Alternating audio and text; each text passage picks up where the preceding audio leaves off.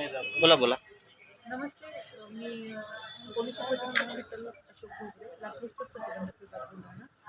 आज रोजी आम्ही तहसीलदार मोताळा तहसील कार्यालय येथून निवासी नायब तहसीलदार श्री रावळकर यांना ताब्यात घेतलेला आहे. त्यांनी आमच्याकडे अशी तक्रार प्राप्त झाली की त्यांच्या विरोधात मातीची गाडी तर टिप्पर चालवण्यासाठी आणि सोडलेला टिप्परचा मोबदला म्हणून 4,000 आणि महिन्याला एका गाडीचे 10,000 असे 14,000 लाच मागणी होत असल्याबाबत तक्रार प्राप्त झाली होती. त्या अनुषंगाने आम्ही 13 फेब्रुवारी 2025 रोजी श्री रावळकर निवासी नायब तहसीलदार मोताळा यांची मोताळा तहसील कार्यालय इथं पडताळणी केली असता त्यांनी 14,000 रुपये लाच मागणी केली पडताळणीप्रमाणे.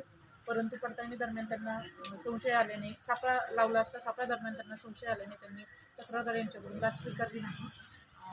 त्यामुळे आज रोजी त्यांना ताब्यात घेऊन मोताळा पोलीस स्टेशन येथे त्यांच्या विरुद्ध बोराखडी पोलीस स्टेशन येथे त्यांच्या विरुद्ध गुन्हा दाखल करण्याची प्रक्रिया चालू आहे. त्यांना आता ताब्यात घेण्यात आलेलं आहे. मी बुलढाणा जिल्ह्यातील सर्व नागरिकांना असे आवाहन करते की आपल्याला कुठल्याही शासकीय अधिकारी अथवा कर्मचारी त्यांच्या वतीने इतर खाजगी संस्था यांनी शासकीय काम करण्यासाठी शासकीय फीशिवाय इतर कुठलाही मोबदला तो पैशाच्या अथवा वस्तूच्या स्वरूपात असेल तर त्यांनी लाचलुचपत प्रतिबंधक विभाग बुलढाणा येथे संपर्क करावा.